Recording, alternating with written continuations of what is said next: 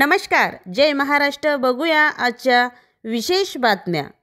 सिंदखेडराजा मतदारसंघात ओला दुष्काळ जाहीर करण्याची मागणी. पालकमंत्री आणि सिंदखेडराजा मतदारसंघातील आमदार मनोज कायंदे लक्ष देतील का? गेल्या 8 ते 10 दिवसापासून पावसाने सिंदखेडराजा मतदारसंघात थैमान घातल्याने अनेक शेतकऱ्यांना मूग, उडीद, तूर, कापूस हे पिके जोरदार पाऊस झाल्यामुळे खाचनाने उपळे फुटले. थोडी उघडटीप मिळताच काही शेतकऱ्यांनी पेरणी केली.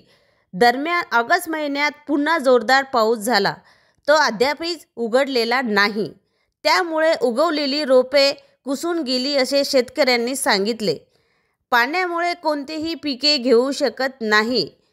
खरीपची पिके वाया जात आहे. शेतकऱ्याच्या शेतात तूर, मिरचीची पिके पेरणी करता येणार नाही. त्यामुळे ओला दुष्काळ जाहीर करण्याची गरज आहे, असे सिंदखेडराजा मतदारसंघातील शेतकऱ्यांनी केली आहे. त्यामुळे सिंदखेडराजा मतदारसंघातील शेतकरी पूर्ण आर्थिक अडचणीत सापडला आहे. अनेक मंडळाच्या अतिवृष्टीग्रस्त मंडळामध्ये समावेश करावा अशी मागणीही करण्यात आली आहे. सिंदखेडराजा मतदारसंघातील आमदार मनोज कायंदे आपल्या कामात व्यस्त असतात, तर शेतकऱ्याच्या अडचणी दूर कसे होणार, असे संतप्त सवाल शेतकरी करीत आहे.